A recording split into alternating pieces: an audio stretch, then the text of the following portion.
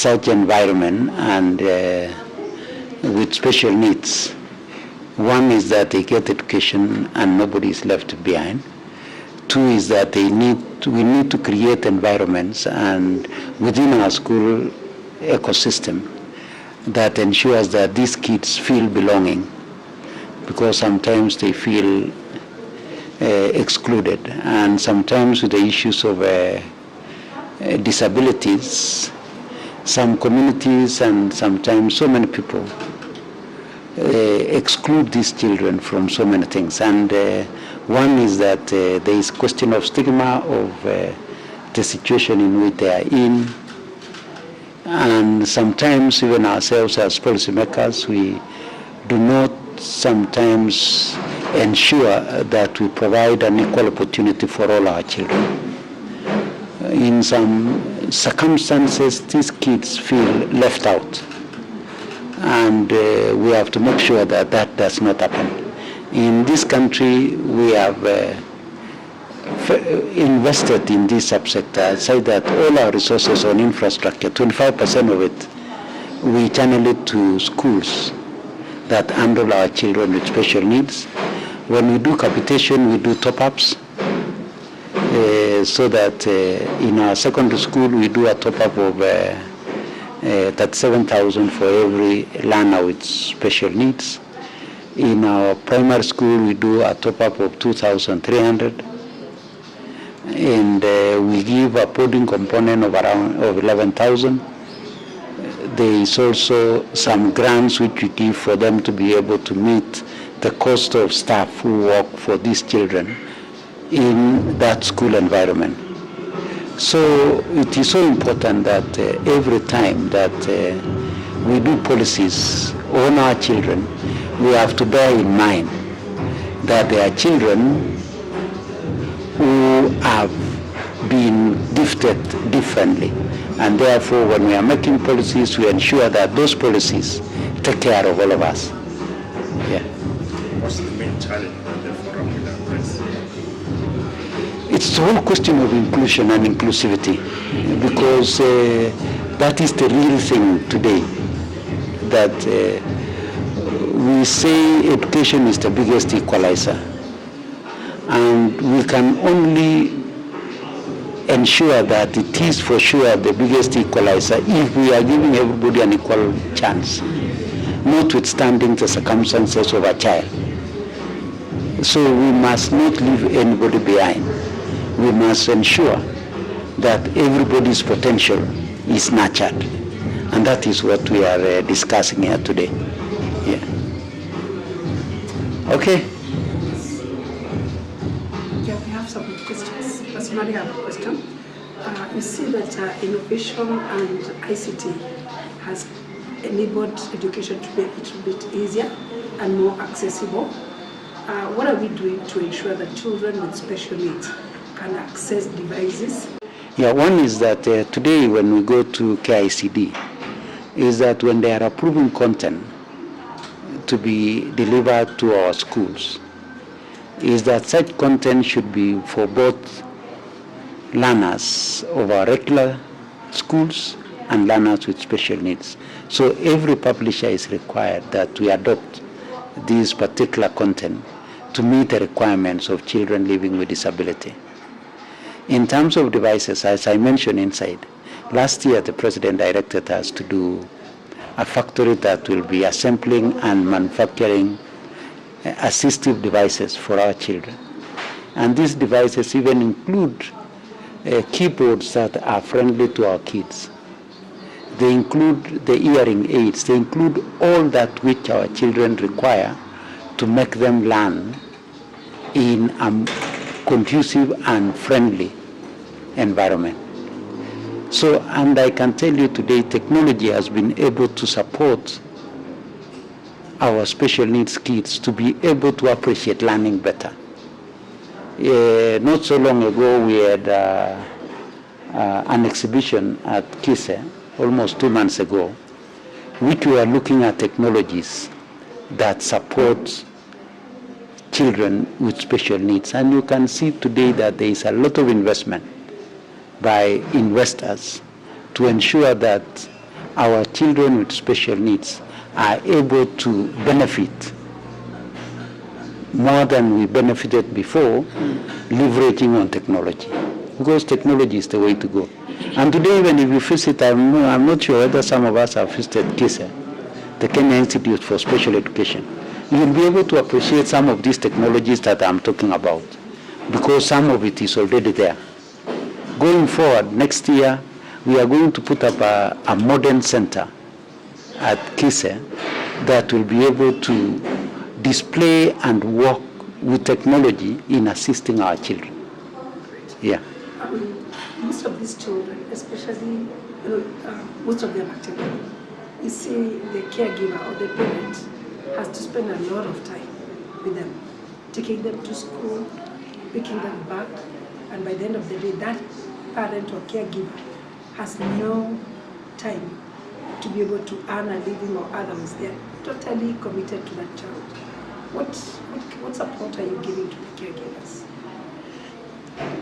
One is that as parents, we still have primary responsibility to take care of our children, no matter the circumstances in which our children live in. But when you go to our institutions, the caretakers in our institutions are part of the staff establishment of those institutions. So they are paid for the support that they give to our children.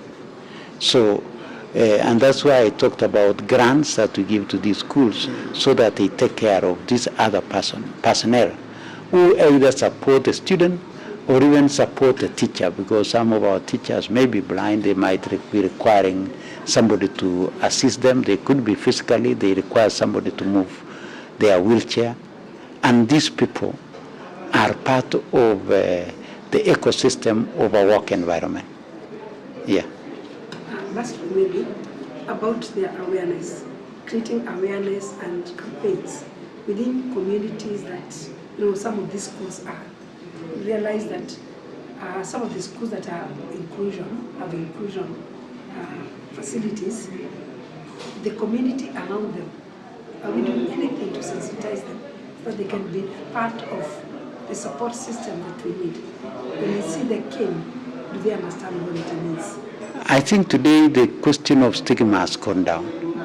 And for it to go down, it's about sensitization and making all of us realize that we are living differently. And one thing about disability is that we can all potentially find ourselves there. So every other time as we move on in life, it is so important that we even sensitize those of us who live normal, because we can easily lapse into that challenge. So communities today are better than it were those days.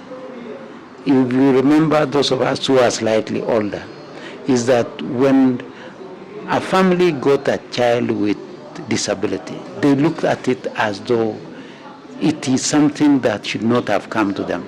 And in most cases, such children would be hidden, they would not be brought out, and therefore they would be disadvantaged. Yet these are children who would be having huge potential.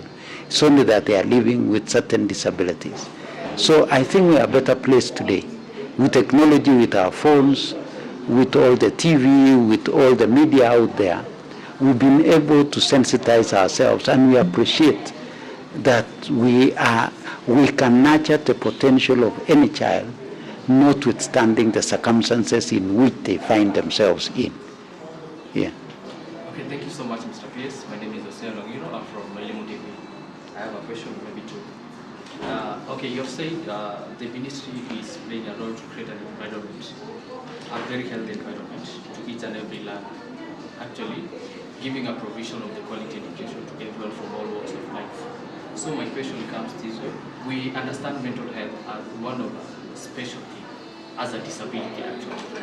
So what role does the ministry play in actually making sure that the mentally disabled access quality education? That's question number one. Question number two, you have talked about the capitation with top-ups to the special needs. So does the ministry in turn remember that we also have those children, maybe learners from all walks of life, who are affected mentally, and they really need to be actually to be understood and their needs to be met. Mental health is something which is very serious, it's something which is very crucial, and it doesn't have any boundary. It affects anyone, be it age, a young man, a young person. So that is, I really wish to know that how does the ministry comes in to make sure these the learners who have been affected mentally, at least they can be able to access quality education from the country. We have institutions that focus on children with mental disability, and most of schools, they could be on state-based ways of providing the curriculum. But the most important thing is that when we talk about mental health, it's a huge area, and it is a big challenge today everywhere across the world because of the continuing pressure that we put ourselves through in trying to meet certain expectations in life. So it is one area that, one, as government, two, as learning institutions, and that's why in our schools today we have counselors and counseling services, so that we can be able to identify some of these challenges and be able to address them early. So as for those who are already having mental disability, there are institutions that are there to support them. As for those ones, we must be able to identify and be able to support them. Then that is why we have heavily deployed issues of counseling in our schools, because that is one of the ways in which we can be able to identify children lapsing into some of those challenges and be able to support them early. Yeah. Okay. Okay. All right. My name is Wangani Grace Taulo, and I'm the Regional Education Advisor for UNICEF, covering East and Southern Africa and 21 countries in the region. And this particular conference is a joint initiative between UNICEF and the British Council, and we have practitioners from education ministries in the region, but also globally, coming from India, Nepal, and other global countries and across Africa, where we're looking at inclusion and belonging in schools and creating inclusive environments for all children, despite their disabilities or abilities, so that they can all belong in school and feel as part and parcel of the education system. What are some of the main challenges that you face? The biggest challenges is that most of the teachers in the schools are not necessarily trained to identify children that need specialized support to be able to belong in the school and feel as part of the school system. So we need to work with the governments to really invest in training and building the capacities of teachers at the school level to actually be able to screen and identify children that might need support, but also look at other inclusion aspects, including some things such as girls that also need special support to be in schools and to perform at their expected levels. We've had a couple of meetings, but of course in collaboration with different partners, because inclusion in schools, inclusion in education systems is a critical topic, because there are so many children that are being left out of the school system because it is not catering for their needs, so that they can actually feel they are belonging in those particular schools. So we've had conferences at country level, conferences at the regional level, even at the global level, like this particular one, to talk about these issues and to share some solutions, but as well as learning from each other from countries that are actually doing better, so that they can also support others to learn and be able to implement similar strategies to really create conducive learning environments for all children. What's your advice to the governments in there, the main stakeholders? It is critical that governments take this issue seriously as they look at education reform, ensuring that there's investment in terms of financial resources, but also human resources in terms of the teachers and school administrators that have the capacity to be able to look at these strategies within education systems and support them to ensure that they actually cater for every child. So really it's about investment, it's about screening, it's about involving communities even at the school level, but also having teachers and school administrators that know what to do and how to support children of different learning abilities. Yeah. Thank you for having me. I run a group of 11 schools for children with learning disabilities, and I also work for the British Council. What's your main contribution to this event? So today I'm very lucky to be the conference chair. This is a really important conference for us. The British Council, we fundamentally believe that every child has a right to high quality inclusive education.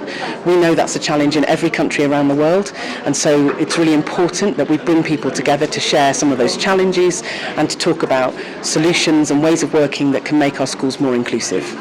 What are some of the gaps that you would like to be fixing in this country? So we know that there are particular challenges around the inclusion of children with special educational needs and disabilities.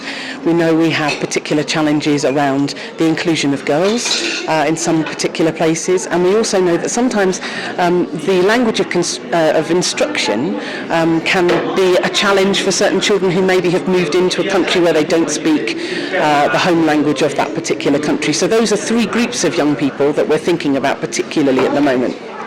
What are some of your main policies in your country that have contributed to special needs education? In England? In England, I suppose we have a commitment, as do many countries, to ensuring that all young people with special needs and disabilities are given the appropriate levels of education. So we have a system where some children, the majority of children, go to mainstream schools along with their peers, but we do have some schools that are set up for children with very significant disabilities, where they have access to different sorts of resources, specially trained teachers, maybe special resources. For example, in my schools, we're very lucky that we have some access to therapists, so physiotherapists, occupational therapists, speech and language therapists, who can give input to those young people in order to try and support them to be able to engage and access their education successfully. Then lastly, what's your advice to the government? What's my Your advice to the government, since they are the main stakeholders in the education sector? My message to them? My message is that I think that inclusive education is very challenging, but that it has to be a priority, because until we ensure that all young people get access to a high quality inclusive education, we haven't finished our job yet. So we have to make it a priority and we have to keep investing in it. Is that okay?